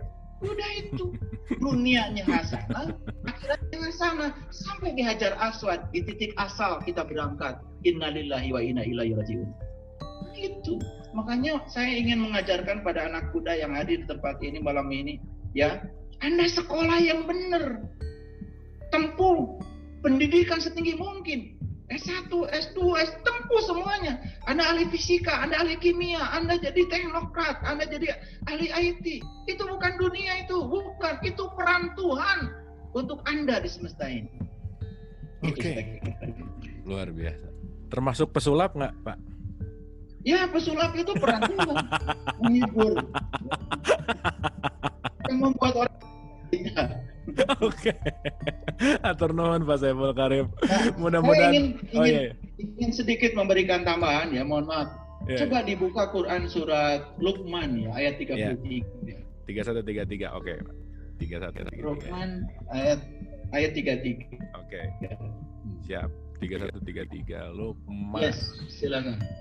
Ini masih untuk Pak Zulhan ya. Oke, auzubillahi minasyaitonirrajim. Bismillahirrahmanirrahim. Surat Luqman surat 31 ayat 33. Hai manusia, bertakwalah kepada Tuhanmu dan takutilah suatu hari yang pada hari itu seorang bapak tidak dapat menolong anaknya dan seorang anak tidak dapat pula menolong bapaknya sedikit pun. Sesungguhnya janji Allah adalah benar, maka janganlah sekali-kali kehidupan dunia memperdayakan kamu dan jangan pula penipu setan memperdayakan kamu dalam mentaati Allah. Yes. Ini ada peringatan ya. Janganlah kamu diperdaya oleh dunia dan janganlah kamu diperdaya oleh si penipu. Dalam kurung ya di sini adalah setan dalam menuju Tuhan. Jadi mohon maaf. Sekalipun orang itu kelihatannya sedang berbicara tentang Tuhan, agama, seakan-akan sedang kebenaran, tapi dia sendiri sebetulnya tidak tahu yang dia bicarakan. Bahkan itu bukan agama, bahkan itu bukan akhirat, nggak jelas itu. Quran mengatakan itu penipu. Makanya kita jangan mau diperdayakan ya oleh yang semacam itu. Nah kita ini kan selama ini mohon maaf ya, yang namanya agama itu kadang-kadang ya hanya dibatasi pada aspek ritual. Tetapi ketika orang itu peduli pada orang lain, ketika orang itu ya peduli pada kesuasaan orang lain, padahal itu buahnya agama, itu kadang-kadang tidak dipandang sebagai bagian dari agama. Nah itulah karena masih ada dikotomi. Jadi agama itu seakan-akan ya harus kumpul terus di suatu tempat suci gitu, membicarakan Tuhan gitu. Kita nggak usah berkarya apa-apa, pokoknya akhirat udah dijamin deh, dunia pun enggak begitu. Ya, kita harus punya peran yang bagus di semesta ini. Oke Pak, terima kasih luar biasa ya. Jadi semuanya adalah pemeranan. Tuh kata Pak SK juga pesulap juga peran Tuhan ya. Nah, oke. Oke, terima kasih Pak Suhan, pertanyaannya bagus, jawabannya juga luar biasa ya, top, terima kasih. Nah, ini juga ada satu pertanyaan Pak, ini banyak dari beberapa penanya, tapi saya akan simpulkan jadi pertanyaan sederhana karena mirip-mirip pertanyaannya. Jika surga dan neraka adalah sekarang, terus bagaimana cerita tentang alam kubur, cerita tentang barzah, dan cerita tentang alam sesudah kematian? Ini banyak pertanyaan yang mirip similar, tapi maaf ya Ibu dan Bapak, bagi para penanya tadi, jadi saya gabungkan dan saya rasa ini jawabannya akan menjadi satu paket, gitulah kira-kira. Mangga Pak Saiful Karim. Ya, alam kubur itu yang mana? Dan siapa yang terkubur? Bukan yang terkubur itu adalah jiwa kita di tubuh ini. Sampai jiwa itu tidak pernah bisa bernafas, sampai jiwa itu tidak punya kebebasan. Dikubur oleh tubuh kita, dikubur oleh pikiran kita, sampai jiwa itu tidak pernah punya keleluasaan. Jadi jiwa ini kemudian didikte oleh pikiran dan tubuh kita, didikte oleh kepentingan kita. Coba perhatikan. Orang-orang yang saat ini jiwanya itu didikte oleh pikiran dan tubuhnya, seperti apa kehidupannya? Mohon maaf ya, kehidupannya itu tidak berkah, sempit, punya dunia banyak pun tidak bisa dinikmati. Pergi ke sini, pergi ke sini, pergi ke sini. Karena apa? Dia kira kebahagiaan ada di luar, padahal kebahagiaan itu ada di dalam. Kebahagiaan yang sesungguhnya itu tanpa penyebab bahkan. Karena apa? Sumber kebahagiaan itu bukannya Tuhan. Kalau Tuhan sumberan, berarti sesungguhnya sumber kebahagiaan yang abadi adanya pada ruh. Dan ruh itu akan memberikan warisan kepada jiwa. Jiwa bagaimana bisa memberikan petuah kepada pikiran kalau pikiran kita tidak memberikan kesempatan jeda untuk jiwa berbicara. Nah itu sebabnya maka siksaan kubur itu bisa dirasakan sekarang menurut saya di sini saat ini. Sekarang di sini saat ini ya. Dan lain-lain seperti yang dipertanyakan tadi. Itu semua bisa dirasakan. Sekali lagi tidak menegasikan tentang surga dan neraka yang di masa depan. Silakan kalau Bapak Ibu masih percaya itu. Nggak apa-apa. Dan saya juga tidak mengatakan saya tidak percaya. Cuman saya ini sekarang sedang berbicara, oke lah yang nanti itu kalau saya baik-baik hari ini, insya Allah nanti juga saya baik-baik kan gitu. Kalau hari ini saya bisa sejahtera hidup saya lahir batin, ya masa depan saya juga baik. Karena yang menentukan hari esok kan hari ini. Yes. Besok itu bagi saya tidak ada. Yang ada itu hari ini. Coba naik angkot. Kalau naik angkot kan ada tulisan, hari ini bayar, besok gratis. Besok naik lagi. Tanya supir angkot, kapan gratisnya? Baca, hari ini bayar, besok gratis.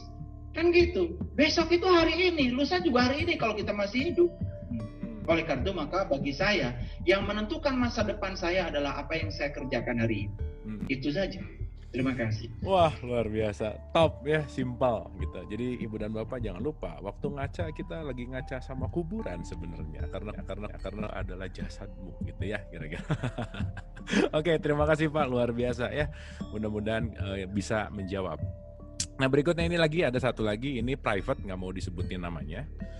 Assalamualaikum Kang Abu, titip pertanyaan. Di dalam Al-Quran banyak dicantumkan kata sholat berkali-kali yang banyak dimaknai melakukan ritual dari takbiratul ihram sampai salam.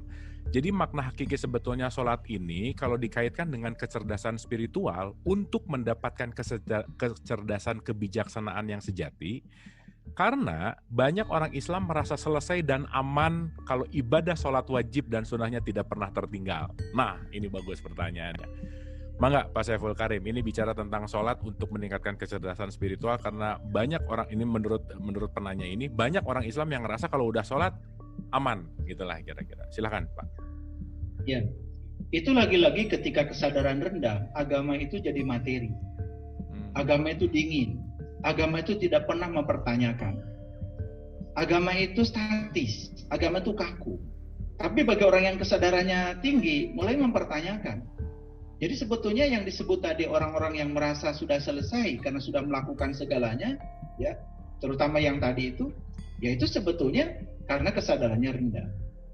Padahal sebetulnya bagi orang yang kesadarannya tinggi, seperti yang pernah saya ungkapkan tempo hari di Quran surat Al-Kahfi itu. Ya, mohon diulang lagi Kang Marlon, surat Al-Kahfi. Siap.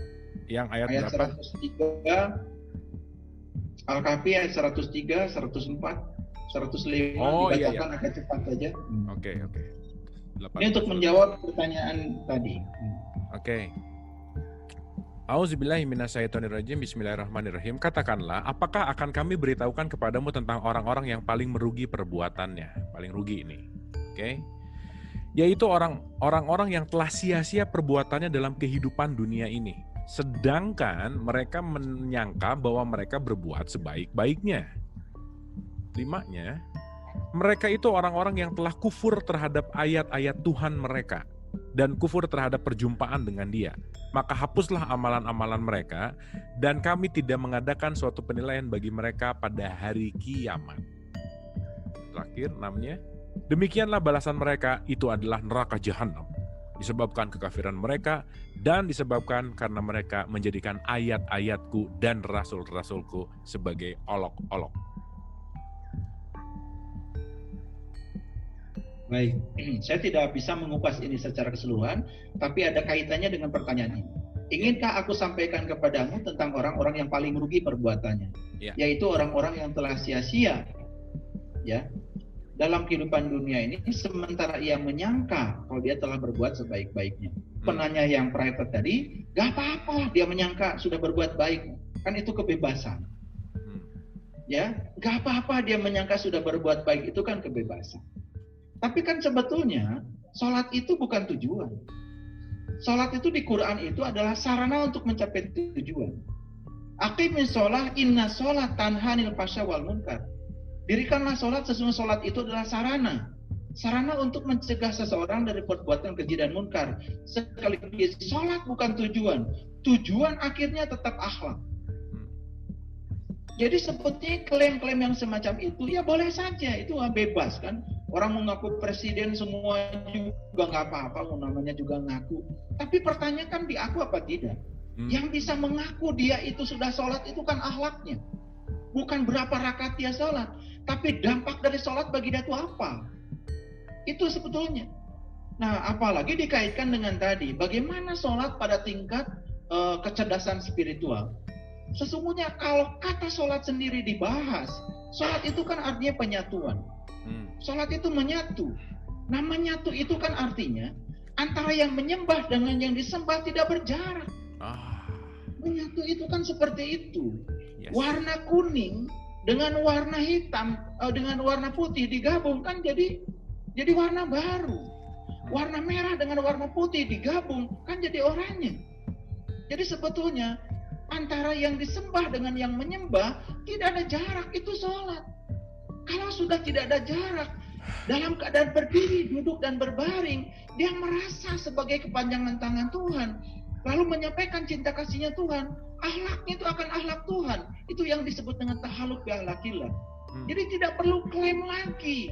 Yang ada itu adalah proses yang menunjukkan kepada orang, kepada halayak tentang dampak. Jadi makanya bagi saya, percuma kita menunjukkan keyakinan kita tetapi tidak menunjukkan dampak dari suatu keyakinan. Karena menunjukkan dampak dari suatu keyakinan itu lebih penting daripada Anda memamerkan keyakinan Anda. Jadi sholat pada tingkatan ini yang disebut dengan sholat itu adalah antara yang disembah dengan yang menyembah sudah tidak berjarak. Begitu sudah tidak berjarak itu yang namanya tauhid. Itu namanya manunggal. Nah, sholat pada tingkatan ini ya tentu saja harus tahu ya tata caranya. Makanya di Quran dikatakan ya, innani anallah la ilaha illa ana fa'budni wa aqimis sholata li zikri. Maka sholat itu untuk mengingat aku. Nah, ketika mengingat dia berarti kita ada syaratnya. Syaratnya ingat, itu harus tahu yang diingat. Oleh karena itu Nabi Muhammad kan tidak sholat dulu, tapi Isra Mi'raj dulu. Tahu yang mendikan. Pak Saiful Karim, Ibu dan Bapak masih dengar suara saya? Masih. Dengar? Oke. Bapak punten, suaranya hilang tadi sebentar, punten. Oke. Boleh Oke. dicoba lagi Pak, dites? Ya. Kedengaran? Sebentar Pak, ini oke. Baik. Jadi sholat itu dimensinya sangat luas. Bukan sekedar sholat yang ritus yang diulang-ulang setiap waktu sholat, tetapi sholat yang lebih jauh lagi adalah penyatuan. Jadi sebetulnya kata sholat sendiri artinya adalah menyatu. Artinya antara yang menyembah dengan yang disembah itu tidak berjarak. Kalau sudah tidak berjarak itu ya seperti bercampurnya merah dengan putih, kan jadi bukan merah, bukan putih, tetapi menjadi sesuatu yang baru. Oleh karena itu maka leburnya diri seorang hamba kepada Dia Sang Aku yang Maha Besar itu sebetulnya akan membuat seorang hamba memiliki ya suatu ketakterbatasan. Akibatnya jangan heran kalau orang yang sudah sholat di level seperti itu, akses terhadap intelijensia tertingginya juga sangat luar biasa dan kemudian akan mewujud menjadi energi kesadaran. Nah, kesadaran itu yang membuat seseorang itu tercegah dari perbuatan keji dan mungkar. Sehingga sholat bukan sebagai tujuan, tapi sholat itu sebagai sarana untuk mencapai tujuan. Jadi salah sekali kalau orang menganggap sholat itu sebagai tujuan. Lalu dia menghitung rakaat sholat, dan kalau sudah rakaatnya banyak, dia menganggap dirinya sudah selesai. Belum, makanya di Quran itu, silakan dibuka Quran surat An-Nisa, ayat 142 ini supaya semuanya sadar. Ya. Surat An-Nisa ayat 142. Ya. Ya. Ya. Sesungguhnya orang-orang munafik itu menipu Allah, dan Allah akan membalas tipu daya mereka. Dan apabila mereka berdiri untuk sholat, berdiri dengan malas, mereka bermaksud riya dengan sholat di hadapan manusia. Dan tidaklah mereka menyebut Allah kecuali sedikit. Ya, itu Quran surat An-Nisa ayat 142. Tolong ditunjukkan bahasa Arabnya. Oke. Di sini ya. Ya, ditunjukkan di screen-nya bahasa Arabnya. Tulisan Arabnya. Ya. Ibu dan Bapak bisa lihat screen Arabnya? Bisa ya? Oke. Baik. Bisa lihat ya? Bisa, udah semua Pak. Oke, baik. Kalau bisa lihat semua. Oke, di sini ada kata-kata innal munafikina. Yes. Jadi saya bahas ya. Innal munafiqina yukhadi'una Allah. Sesungguhnya orang munafik itu yang menipu Allah. Menipu itu kan sebetulnya seperti menghadap tapi tidak. Menipu itu kan begitu. Seperti menghadap tapi tidak. Secara fisik ya seperti menghadap, tapi sebenarnya secara batinnya kan tidak. Oleh itu maka sholat itu tidak bisa dilihat dari aspek fisik, harus dilihat dari aspek batin. Makanya Nabi mengatakan, "Shollu kama ra'aitumuni usolli." Bersolatlah kamu seperti mana kau lihat aku sholat. Nah, Nabi Muhammad ingin dilihat dari dua dimensi fisik dan dimensi batin. Dimensi fisik kita bisa niru sholatnya Nabi Muhammad secara kasat mata. Tapi dimensi batin kan tidak bisa, harus berguru kepada beliau. Ya sama seperti itu, makanya Nabi Muhammad sudah mewariskan ilmu sholat ini kepada para pewarisnya. Maka oleh karena itu ya kalau kita tidak belajar, ya kita tidak akan pernah bisa ya melakukan proses penyatuan. Jadi tauhid itu bukan mengesahkan Tuhan, tapi tauhid itu menyatu dengan Tuhan. Ya, oleh karena itu maka sholat di kesadaran yang tinggi itu akan melahirkan kesadaran. Oleh karena itu maka saya mengajak kepada kita semua, ayo kita belajar sholat di level ini. Ya, makanya di dalam Al-Quran ada kata-kata, ya, sholatlah kamu di makom Ibrahim. Ya, makom Ibrahim musola. Sholatlah kamu di makom Ibrahim. Jadi sholat itu harus di makom Ibrahim, bukan di tempat. Makom itu level. Jadi kita disuruh sholat di levelnya Ibrahim. Bagaimana cara Ibrahim sholat? Kan Nabi Ibrahim itu sebelum sholat, beliau melakukan proses pencarian dulu tentang jati dirinya. Setelah tahu siapa dirinya, ya serta tahu siapa Tuhannya, baru beliau melakukan proses penyembahan. Seperti itu ya yang dilakukan.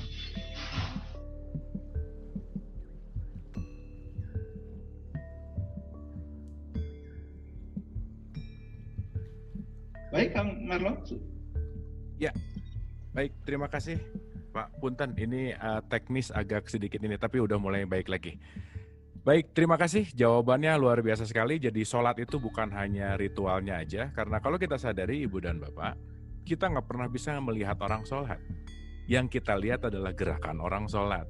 Nah, sholat itu adalah keterhubungan yang tidak bisa terdeteksi oleh mata yang di luar di sini gitu. Jadi mudah-mudahan pertanyaan dari Ibu yang tadi bertanya bisa puas gitu ya. Oke, kita langsung ke penanya langsung dulu ke Ibu Asni Juwita, silakan.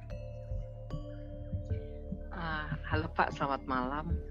Ya, silakan saya Ibu. Saya tertarik dengan penjelasan malam ini. Bahwa banyak hal-hal baru yang bisa kita pelajari ya, dan tentang bagaimana kita bertransformasi sehingga kita bisa lebih menghadirkan Tuhan dalam kehidupan kita sehari-hari dan dalam perbuatan tentunya. Tetapi kenapa hal-hal ilmu pengetahuan seperti ini baru malam ini nih Kang Abu kita tercerahkan. Padahal kalau kita lihat dari kemarin malam kita dengar ceramah dari Pak Emil Salim maupun dari Buya bahwa di abad ke-13 ada banyak pemikir-pemikir Islam yang tentunya sangat mendunia. Kenapa hal seperti ini nggak ada dari zaman dulu sehingga kita tidak belajar Islam lebih sekedar rutinitas, halal haram, surga neraka, tetapi kenapa baru malam ini sih yang seperti ini? Apakah emang nggak ada dari zaman dulu orang-orang seperti Pak Ustadz yang sekarang sedang berbicara? Itu saja sih. Okay. Yang kedua, bagaimana Bapak menempatkan rukun iman di dalam penjelasan Bapak sangat ilmu pengetahuan dan sangat logis ini. Itu saja sih Pak. Oke. Terima kasih Ibu Asni, pertanyaannya bagus banget. Jadi memang kenapa baru hari ini, karena Dialog Positif juga baru 67 episode-nya. Oke. Bapak silakan, mungkin ini berbicara tentang kenapa kesadaran yang baru dibuka atau baru gamblang atau baru terbuka tuh baru hari ini. Yang kedua, bagaimana pandangan rukun iman menurut logik gitu. Silakan. Baik. Pemikir-pemikir Islam tentu saja dari zaman ke zaman selalu ada. Dan jangan heran ya, ketika para pemikir itu mencetuskan hal-hal baru, maka di zamannya sendiri kan sebetulnya sudah banyak sekali dihalang-halangi. Di zamannya sendiri ya, saya tidak akan menyebut silakan aja belajar sejarah lah. Tapi para pemikir yang berpikir reformis itu selalu saja dianggap sebagai suatu penghalang ya. Karena bagaimanapun ya, dunia ini tidak bisa lepas dari aspek kekuasaan, dari aspek politik, dan dari aspek kepentingan. Dan sebetulnya ya, jangankan seperti itu, mohon maaf ya, di kita saja, pemilu saja ya, ketika menggunakan identitas, ya, yang namanya politik identitas, kan itu sebetulnya sangat laku. Itu di level kita sekarang aja, sejarah masih kita lihat dan kita alami. Ya ternyata sebetulnya ya mudah sekali sebetulnya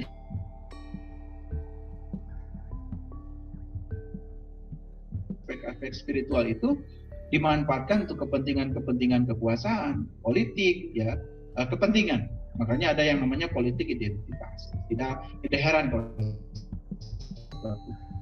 sehingga hasil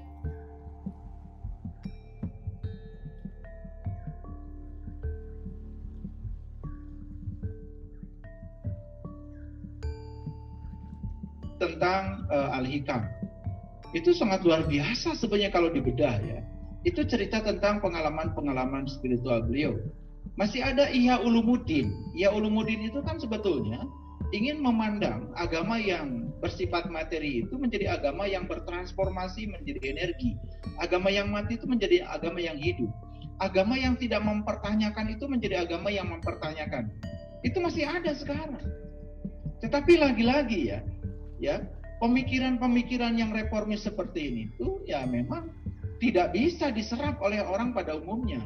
hanya bisa diserap oleh orang-orang yang berkebutuhan khusus, yaitu orang-orang yang memang kesadarannya sudah meningkat. Jadi yang saya sampaikan malam ini itu bukan hal baru, bukan pemikiran baru. Seperti Quran surat An-Nisa ayat 142 tadi yang dibacakan oleh Kang Abu, kan sebetulnya itu sudah ada 1.500 tahun yang lalu. Di situ dikatakan sesungguhnya orang munafik itu orang yang sholat, tapi sholatnya itu satu, ya, dia itu malas. Yang kedua, dia itu ria. Yang ketiga, sholatnya tidak bisa mengingat Tuhan. Itu dijelaskan secara gamblang di situ. Cuman persoalannya kita sendiri kadang-kadang diliputi oleh ketidakjujuran untuk bisa ya menerima kebenaran itu secara utuh dengan pikiran jernih yang terbuka. Lalu kita kalau sudah melakukan rutinitas yang tadi dipertanyakan seakan-akan kita sudah selesai. Itu persoalan yang pertama. Jadi sebetulnya pemikiran-pemikiran itu sampai sekarang masih ada. Saya tidak pernah berpikir baru, ya. Saya cuma mengembangkan kecerdasan berdasarkan inspirasi yang sudah dipikirkan oleh para pendahulu kita di zamannya. Jadi seperti di Indonesia ada pemikiran para sunan, para wali, itu sebetulnya sampai sekarang bekas-bekasnya masih ada dan bisa dipelajari. Ya, saya juga tidak tahu kenapa kemudian kita abai terhadap yang seperti ini. Nah, itu yang dipertanyakan oleh Ibu Asni tadi. Jadi sebetulnya pemikiran yang saya sampaikan ini bukanlah pemikiran baru, ya. Cuman kadang-kadang pemikiran yang seperti ini baru kita dengar pada saat kesadaran kita butuh, ya. Itu yang disebut dengan resonansi. Makanya ketika orang ya butuh belajar lebih, maka Tuhan itu semesta ini akan menyediakan guru-guru yang sesuai dengan kebutuhan kita di tingkat kesadaran itu. Tapi ketika kita belum sampai di kesadaran itu, yang dihadirkan kepada kita juga ya yang biasa. Orang butuhnya belajar ngaji, hanya sebatas ngaji Quran biasa, ngaji bahasa Arabnya misalkan, ya akan dihadirkan guru yang di level itu. Tapi ketika dia ingin lebih tinggi lagi, semesta ini sangat luar biasa, sangat mengerti segala kebutuhan yang yang menjadi kebutuhan kita. Jadi itu sebetulnya. Yang kedua, bagaimana pandangan tentang rukun iman? Rukun iman itu sebetulnya keren ya, kalau kita mau memahaminya. Maaf ya, kalau saya memandang rukun iman itu ya seperti ini, ya. Jadi kalau kita belajar itu kadang-kadang bisa dari kiri ke kanan, bisa juga dari kanan ke kiri. Sekali lagi, saya bukan mau membalik-balikan. Contoh yang sederhana, rukun iman yang pertama apa? Kan iman kepada Allah. Yang kedua iman kepada malaikat. Yang ketiga iman kepada kitab. Yang keempat iman pada rasul. Yang kelima iman kepada hari kiamat ya. Yang keenam itu iman kepada qada dan qadar. Nah, ini kan sebetulnya ya kita harus elaborasi lebih jauh. Kalau saya memahami seperti ini, itu sebagai satu kesatuan rukun iman ini. Ya. Karena takdir Tuhan, jadi saya mulai dari yang keenam, memahaminya. Rukun iman itu dari awal ya, tapi saya memahami dari yang keenam. Karena takdir Tuhan, karena qada dan qadarnya, malam ini kita bisa bertemu. Itu qada dan qadar. Karena frekuensi kita, kebutuhan kita sudah di level ini. Karena kita malam ini dipertemukan, lalu kesadaran kita bangkit. Nah, bangkitnya kesadaran bagi saya itu adalah kiamat. Jadi kiamat itu yang selama ini dipersepsi sebagai hancurnya alam semesta, saya juga tidak mengerti. Karena di Quran itu tidak ada cerita itu. Qiyam itu bahasa Arab artinya bangkit. Hari kiamat itu hari kebangkitan. Hari kebangkitan yang dibutuhkan oleh kita sekarang. Kita bangkit. Kita mau jadi apa? Kita mau jadi siapa? Kesadaran kita mau seperti ini, bangkitkan sekarang. Itu bagi saya hari kiamat. Dan malam ini yang mendengarkan kata-kata saya kemudian bangkit kesadarannya, ya alhamdulillah itu sudah 2 rukun iman dipenuhi. Nah, hari kebangkitan ini, berita tentang hari kebangkitan ini banyak sekali di Quran. Dari mana? Dari para rasul. Para rasul dari mana? Dari kitab. Kitab dari mana? Dari malaikat. Malaikat dari Allah. Sehingga rukun iman itu menjadi satu kesatuan yang sangat ilmiah, terstruktur. Lalu kita bisa sampai kepada Allah melewati rukun iman. Jadi bukan sekedar dihafal rukun iman itu, tapi rukun iman itu adalah suatu metodologi bagaimana kita sampai kepada keyakinan kepada Allah. Dan keyakinan kepada Allah itu tidak bisa dipaksakan. Bagaimana kita tidak bisa mengalami, harus yakin. Jadi itu ya pandangan saya tentang rukun iman. Silakan Kang Agus. Baik Ibu dan Bapak, rasanya gamblang sekali ya jawaban-jawabannya. Jadi kalau tadi ada pertanyaan kenapa baru seperti ini, ya memang segala sesuatu akan dipertemukan dengan waktunya juga gitu. Dan balik lagi, kita juga kadang-kadang nggak bisa, bukan kadang-kadang ya, kita tidak bisa memaksa, kita juga tidak bisa memburu-buru, karena pada akhirnya kesadaran itu akan datang sesuai dengan waktu yang paling tepat. Nah mungkin itu. Oke, Ibu dan Bapak, boleh tepuk tangan dulu buat Bapak Saiful Karim, luar biasa ya malam hari ini. Jadi pertanyaan Ibu Asni Juwita tadi sekaligus menjadi pertanyaan terakhir. Luar biasa, Pak Saiful Karim, hatur nuhun, seperti biasa, mind-blowing dan mencerahkan. Baik, Pak Saiful Karim, mungkin final statement untuk episode yang ke-7 ini, silakan. Jangan berhenti memberi makan pikiran dengan pikiran-pikiran yang positif. Karena dengan memberi makanan pikiran dengan pikiran-pikiran yang positif, optimisme, percayalah, maka kehebatan-kehebatan akan mulai menghadiri dan membanjiri kita. Semua potensi-potensi positif di semesta akan membanjiri kita. Oleh karena itu, pesan saya satu, berhenti mengkhawatirkan sesuatu yang tidak bisa kita kendalikan. Karena itu bukan ranah kita. Maka marilah kita fokuskan energi kita untuk menciptakan apa yang bisa kita ciptakan. Tidak usah memikirkan besok, tidak usah memikirkan kiamat yang hancurnya alam semesta. Bagaimana hari ini kita bangkit. Bagaimana hari ini kita dalam hidup ini bisa berubah. Bagaimana kesadaran kita meningkat. Di sini, saat ini, sekarang. Terima kasih. Luar biasa Ibu dan Bapak, boleh tepuk tangan. Wah, mantap sekali gitu ya. Jadi message-nya adalah nggak perlu terlalu pusing memikirkan sesuatu yang kita tidak bisa kendalikan. Karena sekali lagi, kita semua adalah tamu semesta. Kita adalah visitor di sini untuk belajar dan untuk make impact. Sadarilah bahwa kita adalah tamu. Jangan pernah merasa bahwa kita memiliki dan kita adalah tuan rumah. Terima kasih. Wabillahi taufiq wal hidayah. Assalamualaikum warahmatullahi wabarakatuh.